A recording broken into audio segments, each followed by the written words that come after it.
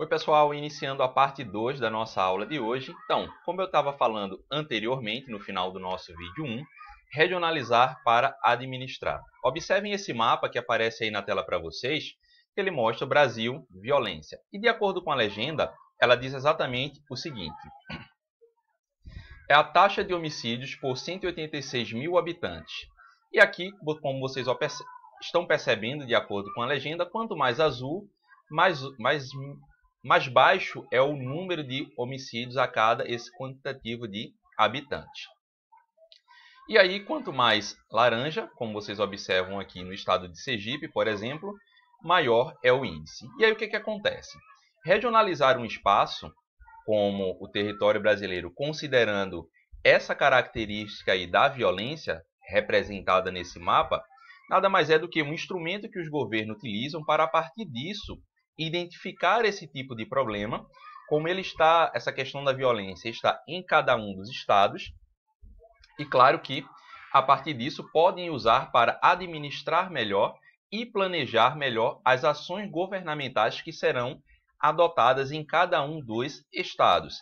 É claro, considerando a realidade individual de cada um.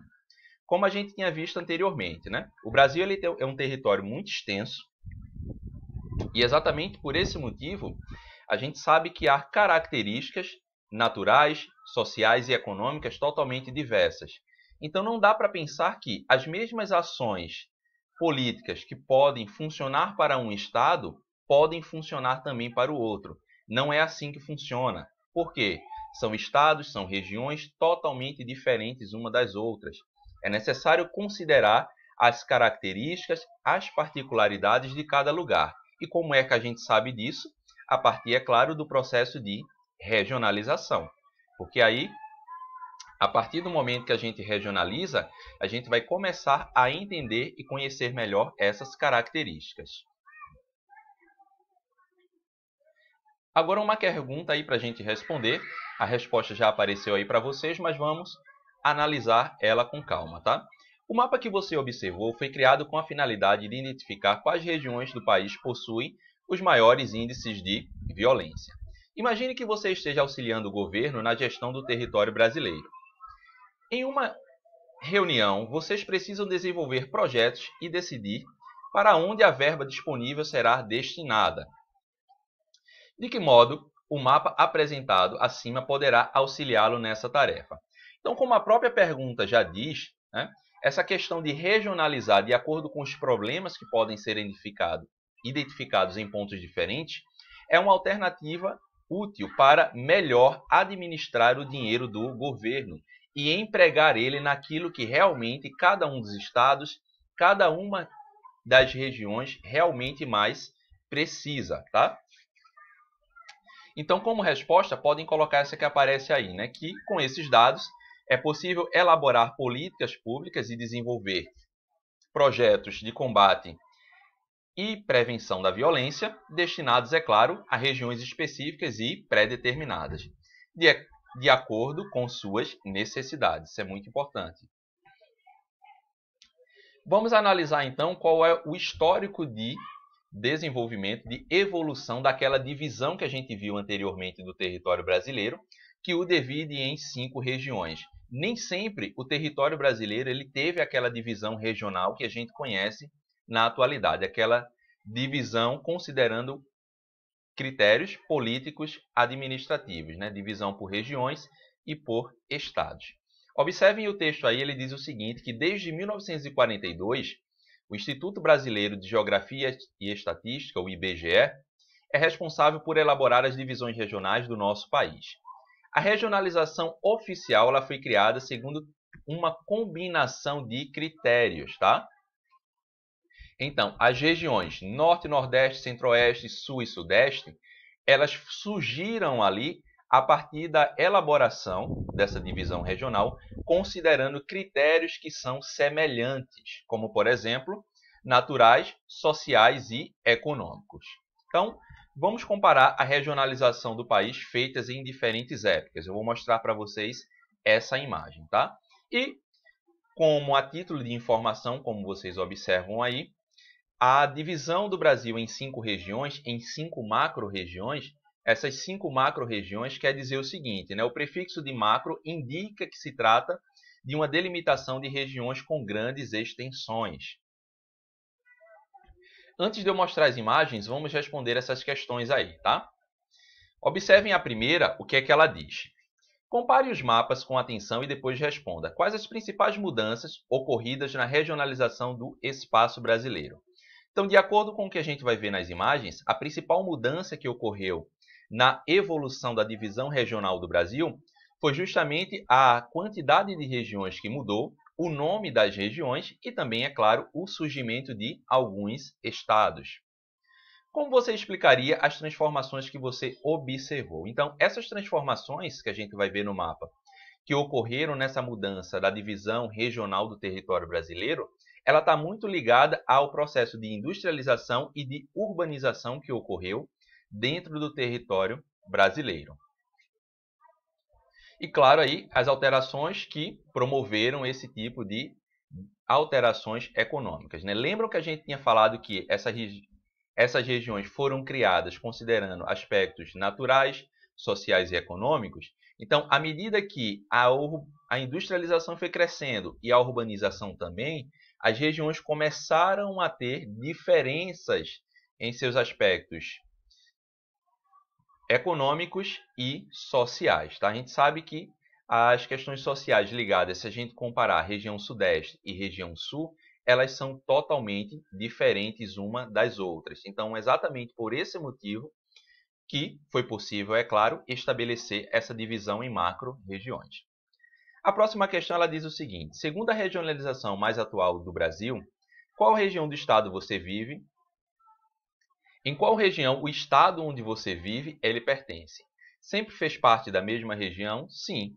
Nós estamos no estado de Pernambuco, ele sempre fez parte da região Nordeste, apesar de todas as mudanças que ocorreram, né, esse processo de evolução. Aqui no primeiro mapa nós temos a divisão do regional do Brasil em 1938, a primeira que foi estabelecida. Observe que se a gente comparar ela com a última é totalmente diferente. Em 1960, observem que dois estados que antes pertenciam à região norte, agora fazem parte da região nordeste. Aqui nos anos 80, também a gente teve algumas mudanças no que diz respeito à mudança no território brasileiro. Observem que o território que também, estados que pertenciam aí à parte do sudeste foram incorporados à região nordeste, tá? E aqui, na divisão regional atual, nós temos também, além da incorporação de outros estados a uma determinada região, nós temos também aí a criação de diferentes estados, como, por exemplo, a divisão que houve aqui nesse território, criando os estados aí de Goiás e Tocantins. Então, como vocês observaram aí, ao longo de todo o século XX, houve diferentes formas de regionalização do território brasileiro. E é justamente nessa época também que se observa aí grandes transformações dentro do espaço industrial e urbano do Brasil. Então, por esse motivo que as diferenciações socioeconômicas dentro do estado foram ficando dentro do país foram ficando cada vez mais acentuadas, possibilitando, é claro, utilizar isso como critério de divisão regional. Isso ocorreu porque, a partir então da década de 30, como vocês observam, o território passou por grandes transformações em suas atividades econômicas e de industrialização do país. Bem, pessoal, uma outra possibilidade, então, além daquela divisão em macro-regiões, é justamente a divisão do território brasileiro em regiões geoeconômicas, como vocês observam aí nesse mapa, tá? Essa divisão em regiões geoeconômicas, ela foi feita em 1967 e foi aí feita pelo geógrafo conhecido Pedro Pintes, e ele levou em consideração o processo histórico de formação do país para estabelecer essa divisão regional que vocês estão vendo aqui nesse mapa, tá?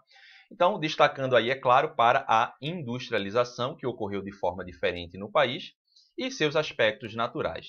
Então, assim, é claro, a divisão do Brasil em complexos regionais geoeconômicos representa uma maneira mais dinâmica, tá?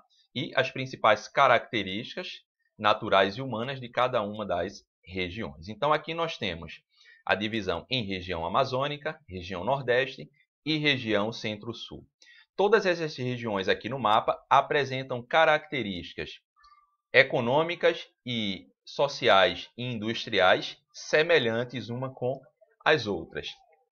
E, é claro, também aspectos naturais bastante semelhantes. Um exemplo que eu mostro para vocês nesse mapa é justamente a divisão aqui do estado de Minas Gerais. A gente sabe que Minas Gerais é um estado que pertence à região sudeste do Brasil. Porém, a parte norte da região do estado de Minas Gerais, ela está aqui pertencendo à região geoeconômica do Nordeste. Por quê? Esse ponto aqui em amarelo, no norte do estado de Minas Gerais, ele tem características econômicas, sociais e naturais semelhantes ao restante ali do Nordeste.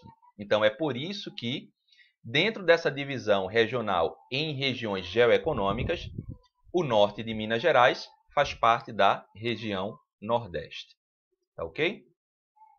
E um outro ponto de destaque é que, observem que a divisão do território em regiões geoeconômicas, ela não respeita, na verdade, os limites dos estados. Tá? Observem que a região, as características, né, geoeconômicas desses espaços ultrapassam aí as linhas dos limites territoriais de cada estado.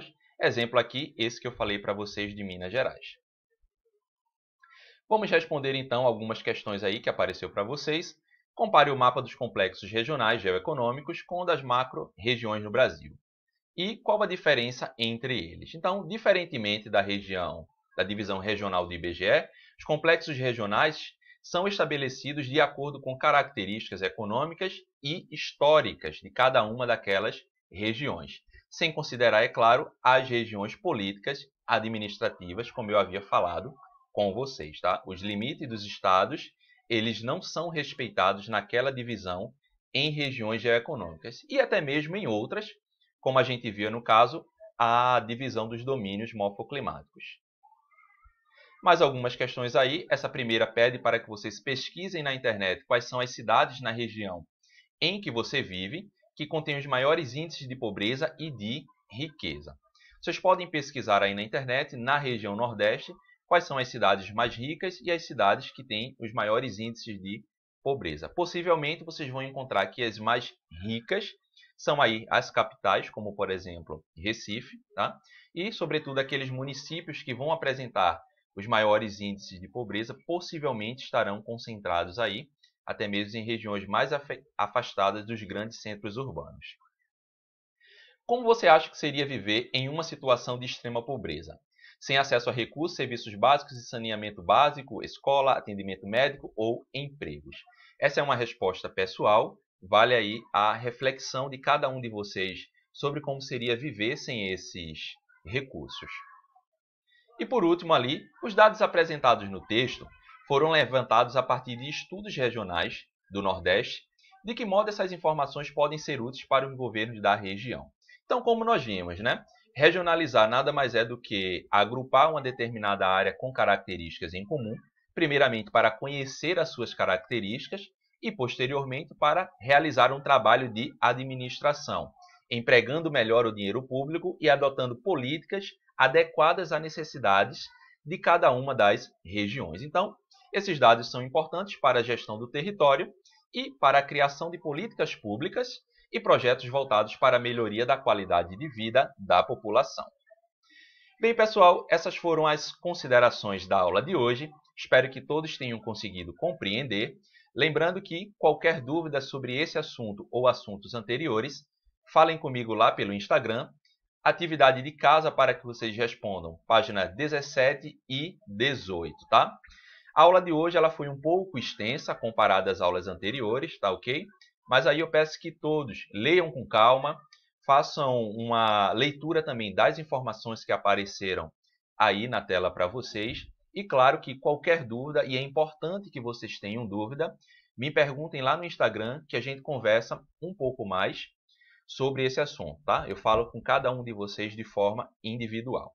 Acompanhem a correção aí e tchau para vocês e até a próxima!